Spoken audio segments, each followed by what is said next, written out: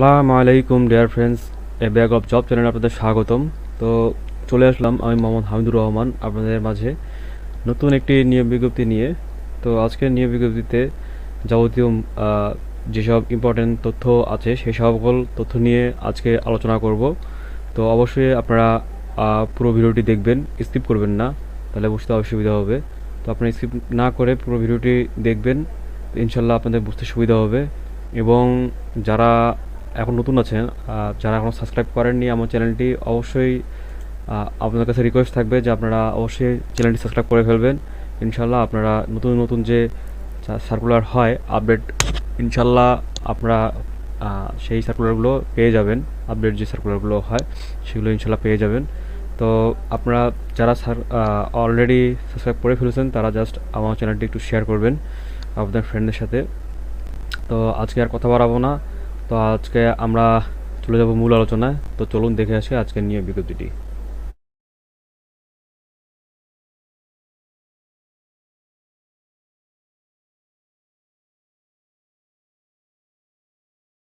তো আপনারা দেখতে পাচ্ছেন জাতীয় বিশ্ববিদ্যালয়ের একটি নিয়োগ বিজ্ঞপ্তি এটি।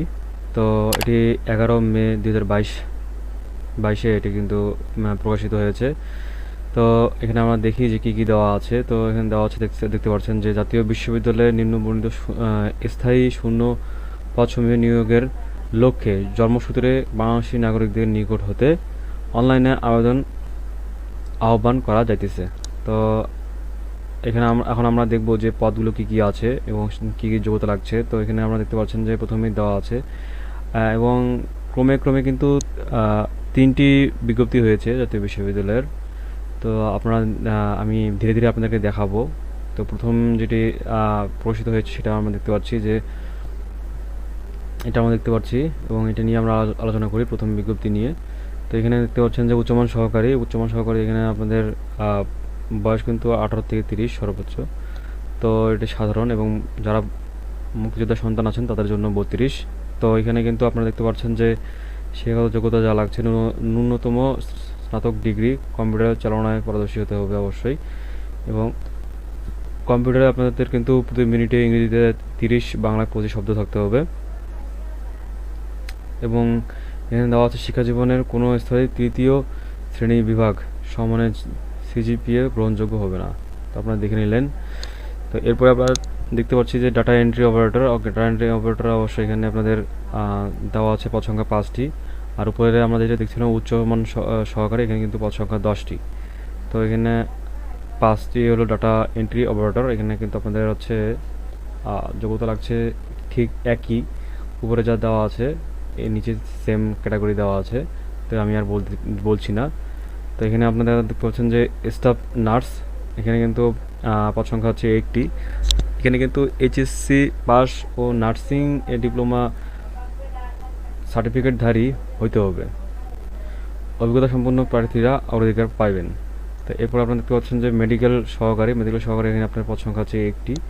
এখানেও কিন্তু একই, উপরে যা দেওয়া আছে নিচেও একই দেওয়া আছে। 3 নম্বরে যে আপনার পদে দেওয়া আছে এখানেও একই দেওয়া আছে, সেটা আমি আর বলছি না। আমি যদি এরকম বলি তাহলে কিন্তু ভিডিওটা অনেক বড় হয়ে যাবে। তো এরপর আমরা দেখতে পাচ্ছি অফিস সহকারী কাম কম্পিউটার মুদ্রাক্ষরিক, এখানে কিন্তু 10টি পদ সংখ্যা। তো এখানে কিন্তু আপনাদের দেখতে পাচ্ছেন যে এখানে ন্যূনতম এইচএসসি পাস হলেই চলবে, এবং আপনাদের কিন্তু কম্পিউটারে আপনাদের অভিজ্ঞতা অবশ্যই থাকতে হবে। এবং এখানেও কিন্তু আপনার 1 নম্বর কমিক নম্বর 1 নম্বর এবং 2 নম্বর পদে যা চাইছে ঠিক এখানে তাই অভিজ্ঞতা চাওয়া হয়েছে।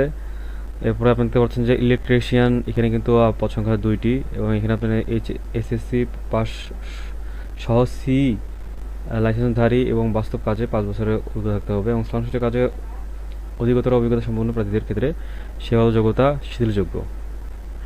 তো এরপর আপনি দেখতে পাচ্ছেন যে কুক, এখানে কিন্তু পদ সংখ্যা হচ্ছে 1টি, এবং এইখানে আপনাদের 8ম শ্রেণী পাস হলে চলবে এবং সংশ্লিষ্ট কাজে অভিজ্ঞতা হতে হবে। এরপর আপনার ড্রেস পাস রাইডার, এখানে কিন্তু আপনাদের পদ সংখ্যা 2টি, এবং এখানে আপনাদের এসএসসি পাস হলে চলবে এবং মোটর সাইকেল চালানোর দক্ষতা থাকতে হবে, হাতের লেখা সুন্দর হতে হবে। এরপর আপনাদের সহকারী কুক, এখানে পদ সংখ্যা হচ্ছে 1টি, এবং এখানে 8ম শ্রেণী পাস এবং সংশ্লিষ্ট কাজে 3 বছরের অভিজ্ঞতা থাকতে হবে। এরপর আপনার অভিসহায়ক কিন্তু 15টি পদ সংখ্যা, এবং এখানে এসএসসি পাস হলে চলবে। তো অবশ্যই এখানে সকল জেলার প্রার্থীগণ আপনারা আবেদন করতে পারবেন। এবং এখানে আপনারা দেখতে পাচ্ছেন যে ওদের যে ওয়েবসাইট আছে সেই ওয়েবসাইটে কিন্তু আপনারা অ্যাপ্লিকেশন পাবেন, যে জবস .anu.ac.bd, এখানে কিন্তু আপনারা অবশ্যই পেয়ে যাবেন। এবং আপনাদের কিন্তু 16/5/2022 এই তারিখ থেকে আবেদন করতে পারবেন, এবং 15/6/22 এই তারিখের মধ্যে কিন্তু শেষ। এই তারিখের মধ্যে কিন্তু আপনাদেরকে অবশ্যই এই তারিখের মধ্যে আপনারা আবেদন করতে হবে। তো এরপরে আপনারা দেখতে পাচ্ছেন যে এখানে যে মূল কথাগুলো দেওয়া আছে সেটা হচ্ছে যে আপনারা যারা মুক্তিযোদ্ধা তারা কিন্তু এখানে অবশ্যই দেখতে পাচ্ছেন যে প্রার্থী মুক্তিযোদ্ধা, শহীদ মুক্তিযোদ্ধার পুত্র কন্যা অথবা কন্যার পুত্র কন্যা, নাতি নাতনি হলে আবেদনে উল্লেখ সহ ওই মুক্তিযোদ্ধা, শহীদ মুক্তিযোদ্ধার সার্টিফিকেট, মুক্তি বার্তা, গেজেটের কপি যথাযথভাবে উপযুক্ত কর্তৃপক্ষ কর্তৃক স্বাক্ষরিত ও সম্মতের সত্যায়িত কপি এবং অন্যান্য বিশেষ কোঠার ক্ষেত্রে নিজ নিজ জেলা প্রশাসক, উপজেলা নির্বাহী অফিসার কর্তৃক প্রদত্ত সার্টিফিকেটের সত্যায়িত কপি ইউজার আইডি এবং পাসওয়ার্ড দিয়ে লগ ইন করে অনলাইন অ্যাপ্লিকেশন ফর্মের নির্ধারিত অংশে আপলোড করতে হইবে। তার মানে আপনাকে ফর্মে কিন্তু অবশ্যই আপলোড করতে হবে, এখানে যা বলা আছে সেটা কিন্তু অবশ্যই আপনারা আপলোড করে দিবেন। এবং এই কথাগুলো ঠিক মতন আপনারা পড়ে নেবেন একটু। এবং এখানে আরেকটা ইম্পর্টেন্ট কথা হচ্ছে যে অনলাইন অ্যাপ্লিকেশন ফর্মের প্রিন্ট কপি সহ সকল ডকুমেন্টস এর সত্যায়িত কপি 9টি সেট ডাকযোগ কুরিয়ার সার্ভিসে হাতে 15/6 তারিখ পর্যন্ত অফিস সময়ের মধ্যে রেজিস্ট্রার জাতীয় বিশ্ববিদ্যালয় গাজীপুর 1704 ঠিকানায় পৌঁছাতে হইবে, অন্যথায় আবেদন বাতিল বলিয়া গণ্য হইবে। তো আপনারা দেখতে পাচ্ছেন যে এটা কীভাবে পাঠাতে হবে এবং কীভাবে কী করতে হবে, কীভাবে অ্যাপ্লিকেশন করতে হবে সেটাও এখানে দেওয়া আছে। এবং এখানে আপনারা দেখতে পাচ্ছেন যে রেজিস্ট্রেশন জাতীয় বিশ্ববিদ্যালয়ের অনুকূলে সোনালী ব্যাংকের যে কোনো শাখায় ক্রমিক নং 1 হইতে 4 বর্ণিত পদের জন্য 400 টাকা এবং ক্রমিক নং 5 হইতে 10 পর্যন্ত 300 টাকা আপনাদের কিন্তু জমা দিতে হবে আবেদন ফিটা, যে কোনো সোনালী ব্যাংকের শাখায়। তো এটা আপনারা দেখে নিলেন। এখানে কিন্তু ইম্পর্টেন্ট এই সব কথাগুলো আপনারা একটু বেশি করে নোট করবেন, দেখবেন, এবং আরও কিছু যেসব কথা আছে এগুলো আপনারা একটু দেখে নেবেন। তো এরপর আমরা যাই দ্বিতীয় নাম্বার নিয়োগ বিজ্ঞপ্তিতে। এখানে দেওয়া আছে, দেখতে পাচ্ছেন আপনারা। তো এখানে দেওয়া আছে পরিচালক আঞ্চলিক কেন্দ্র, এখানে পদের সংখ্যা হচ্ছে 1টি। এবং এখানে আপনাদের কিন্তু যে শিক্ষাগত যোগ্যতা বা অভিজ্ঞতা যা দেওয়া আছে এখানে আপনারা দেখতে পাচ্ছেন যে কোনো বিষয়ে দ্বিতীয় শ্রেণীর সম্মানসহ দ্বিতীয় শ্রেণীর স্নাতকোত্তর ডিগ্রি অথবা প্রথম শ্রেণীর স্নাতকোত্তর ডিগ্রি, তবে অভ্যন্তরীণ প্রার্থীদের ক্ষেত্রে দ্বিতীয় বিভাগের স্নাতক সহ দ্বিতীয় শ্রেণীর স্নাতকোত্তর ডিগ্রি গ্রহণযোগ্য হইবে। এবং সরকারি বা বিধিবদ্ধ সংস্থায় পাবলিক বিশ্ববিদ্যালয়ে 5ম গ্রেডের পদে কমপক্ষে 5 বছরের অভিজ্ঞতা সহ 9ম গ্রেড ও তদুর্ধ্ব গ্রেডের পদে শিক্ষা প্রশাসন একাডেমিক কাজে ন্যূনতম 15 বছরের অভিজ্ঞতা শিক্ষা জীবনের কোনো স্তরেই তৃতীয় বিভাগ শ্রেণী গ্রহণযোগ্য নয়। আপনারা এখানে অবশ্যই একটু বুঝতে পারছেন যে এখানে কী কী বলা আছে, আপনারা একটু হয়তো বা বুঝতে পারছেন। এবং কম্পিউটার পরিচালনা কিন্তু অবশ্যই পারদর্শী হতে হবে। তো এরপরে আমরা দেখব যে এখানে নেটওয়ার্ক অ্যাডমিনিস্ট্রেশন, এখানে কিন্তু পদ সংখ্যা 1টি। এবং এখানে আপনাদের যে চাওয়া হয়েছে কোনো স্বীকৃত বিশ্ববিদ্যালয় থেকে কম্পিউটার বিজ্ঞান বিষয়ে মাস্টার্স ডিগ্রি অথবা BSc engineering in computer science, electrical and electric engineering, ICT, telecom engineering এ স্নাতক ডিগ্রি থাকতে হইবে। কোনো স্বনামধন্য পেশাগত কম্পিউটার সোসাইটির সদস্য হইতে হইবে। পাবলিক বিশ্ববিদ্যালয়, সরকারি, আধা সরকারি প্রতিষ্ঠান, স্বায়ত্তশাসিত প্রতিষ্ঠানে বা সংস্থায় মেইনটেনেন্স ইঞ্জিনিয়ার হিসেবে ন্যূনতম 7 বছরের অভিজ্ঞতা অথবা কম্পিউটার সায়েন্সের অ্যান্ড ইঞ্জিনিয়ারিংয়ে মাস্টার্স ডিগ্রিধারীদের ক্ষেত্রে 3 বছরের অভিজ্ঞতা থাকতে হবে।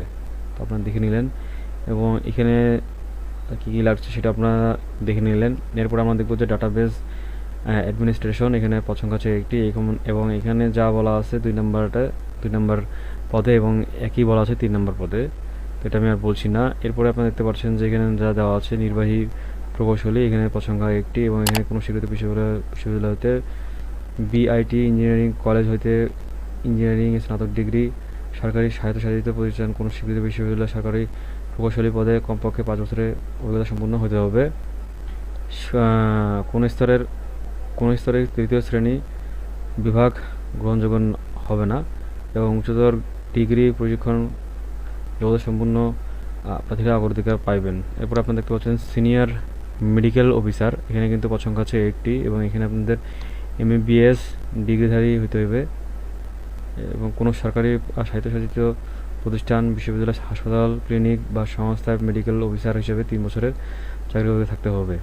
এরপর আপনাদের দেখছেন ল অফিসার, এখানে আপনাদের আইন বিষয়ে অনার্স সহ স্নাতকোত্তর ডিগ্রি, যে কোনো বিষয়ে অনার্স সহ স্নাতকোত্তর ডিগ্রি এবং সেই সাথে এলএলবি ডিগ্রি থাকতে হবে। এরপর আপনাদের কোনো পর্যায়ে তৃতীয় বিভাগ বা শ্রেণী থাকিবে না। এরপর 2 বছরের বাস্তব অভিজ্ঞতা বা বার কাউন্সিলের সনদপত্র থাকতে হবে। তো এরপর আমরা দেখতে পাচ্ছি সহকারী প্রোগ্রামার, এখানে কিন্তু পদ সংখ্যা 4টি এবং এখানে মাস্টার্স ডিগ্রি কম্পিউটার বিজ্ঞান, পদার্থবিজ্ঞান, ফলিত পদার্থবিজ্ঞান, গণিত, পরিসংখ্যান, বিএসএসসি ইঞ্জিনিয়ারিং সমান শিক্ষা প্রতিষ্ঠানে কোনো স্তরে তৃতীয় শ্রেণীর বিভাগ সমূহের সমানের সিজিপিএ গ্রহণযোগ্য নয়। এরপর আপনারা দেখতে পাচ্ছেন যে প্রশাসনিক কর্মকর্তা, এখানে আপনারা দেখতে পাচ্ছেন যে পদ সংখ্যা হচ্ছে 20টি এবং এখানে আপনার ন্যূনতম স্নাতক ডিগ্রি থাকলে চলবে। সে জীবনের কোনো স্তরে আপনার তৃতীয় শ্রেণী বা বিভাগ সমমানের সিজিপিএ গ্রহণযোগ্য হবে না। তো এরপরে আপনারা দেখতে পাচ্ছেন যে সাব টেকনিক্যাল অফিসার, এখানে পদ সংখ্যা 10টি এবং এখানে স্নাতক ডিগ্রি সহ স্বীকৃত প্রতিষ্ঠান হইতে ডিপ্লোমা ইন কম্পিউটার সায়েন্সের সহ ইন্টারনেট সার্ভিস হার্ডওয়্যার সংরক্ষণ 3 বছরের বাস্তব অভিজ্ঞতা থাকতে হবে এবং শিক্ষা জীবনে কোনো স্তরে তৃতীয় শ্রেণী বিভাগ সমমানের সিজিপিএ গ্রহণ নয়। এবং এখানেও কিন্তু সেম একই ক্যাটাগরি এবং একইভাবে এখানে দেওয়া আছে, ডেট দেওয়া আছে এবং একইভাবে আপনারা আগে যে দেখেছেন সেই একই ধরনের ক্যাটাগরিতেই আপনাদের আবেদন করতে হবে আগে বিজ্ঞপ্তিতে যেটা দেখেছেন। এবং এখানে আপনাদের জাস্ট যে আবেদন ফিটা সেটা আপনারা দেখতে পাচ্ছেন যে এখানে দেওয়া আছে 1 নং পদের জন্য 1000 টাকা এবং 2 নং হইতে 5 নং পদের জন্য 750 টাকা ফি, এটা কিন্তু আপনাদের জমা দিতে হবে। তো এরপরে আমরা দেখব যে তৃতীয় নাম্বার দেওয়া আছে, যেখানে দেওয়া আছে অধ্যাপক, এখানে আপনাদের পদ সংখ্যা আছে একটি এবং এখানে কিন্তু অনেক বড় এটা এখানে অভিজ্ঞতা চাওয়া হয়েছে, এখানে কিন্তু আমি এটা পড়তে গেলে অনেক বড় হয়ে যাবে। এরপরে আমরা দেখতে পাচ্ছি যে সহকারী অধ্যাপক বাংলা, ইংরেজি, উদ্ভিদ বিজ্ঞান, ফিনান্স অ্যান্ড ব্যাংকিং, এখানে আপনার পদ সংখ্যা হচ্ছে একটি। তো এখানে আপনাদের যে অভিজ্ঞতা সেগুলো আপনারা একটু কষ্ট করে দেখে নেবেন, তো আমি বলতে গেলে অনেক বড় হয়ে যাবে, তো আপনাদেরও দেখতে অসুবিধা হবে। এরপরে আপনাদের দেখতে পাচ্ছেন যে সহকারী অধ্যাপক কম্পিউটার সায়েন্স, অর্থনীতি, সমাজবিজ্ঞান, গ্রন্থাগার ও তথ্য বিজ্ঞান, এখানে পদ সংখ্যা আছে প্রতি বিষয়ে একটি এবং উপরে যেটা আছে সেটা হচ্ছে প্রতি বিষয়ে একটি করে। এবং এরপরে আপনারা দেখতে পাচ্ছেন প্রভাষক, এখানে প্রভাষক কিন্তু এখানে দেওয়া আছে যে পদার্থবিজ্ঞান, রসায়ন বিজ্ঞান, উদ্ভিদ বিজ্ঞান, প্রাণীবিদ্যা, গণিত, তারপরে মনোবিজ্ঞান, ভূগোল, পরিবেশ, মার্কেটিং, ব্যবস্থাপনা, ফিনান্স অ্যান্ড ব্যাংকিং, মৃত্তিকা বিজ্ঞান, ইসলাম শিক্ষা পদের জন্য প্রতি বিষয়ে একটি করে। এবং এখানে প্রভাষক দেওয়া আছে রাষ্ট্রবিজ্ঞান, কম্পিউটার সায়েন্স পদের জন্য প্রতি বিষয়ে দুটি। এবং এখানে আপনাদের সর্বোচ্চ বয়স হচ্ছে 35। তো এখানে আপনাদের যে অভিজ্ঞতা সেটা একটু দেখে নেবেন। এরপরে এখানে কিন্তু আপনাদের একই ক্যাটাগরিতে আপনাদের কিন্তু আবেদন করতে হবে এবং আপনাদের কিন্তু যেই আবেদনের সময়সীমা সেটা কিন্তু সেই একই রকম, প্রথম এবং দ্বিতীয় যে নিয়ম বিজ্ঞপ্তি দেখালাম সেটি, তৃতীয়টিও একই নিয়মে সময়ে। এবং এরপরে আপনারা এখানে দেখতে পাচ্ছেন জাস্ট যে আবেদন ফর্মে যে আবেদনের জন্য যে আপনাদের যে টাকার পরিমাণটা, আবেদন ফিটা, সেটা হচ্ছে আপনাদের দেখতে পাচ্ছেন যে 1-2 পদের জন্য 1000, এবং 3 নং পদের জন্য 750, এবং 4 নং জন্য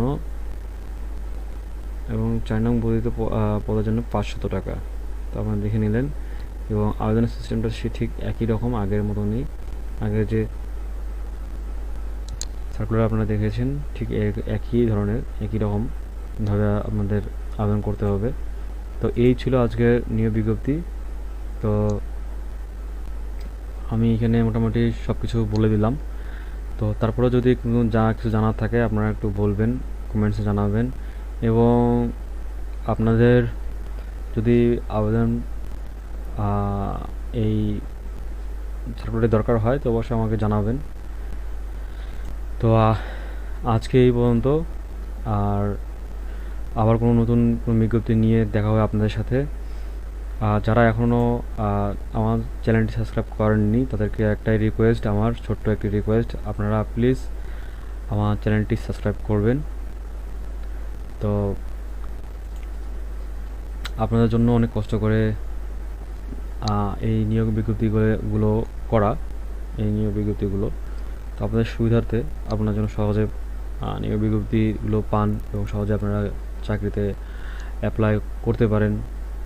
তো আমারও প্রাণ ভরে দোয়া থাকবে যে আপনারা যেন অ্যাপ্লাই করতে পারেন এবং আপনাদের চাকরিগুলো যেন হয়ে যায় ইনশাআল্লাহ। তো আজকে এই পর্যন্ত, আমার জন্য দোয়া করবেন। সবাই ভালো থাকবেন, সুস্থ থাকবেন। আসসালামু আলাইকুম।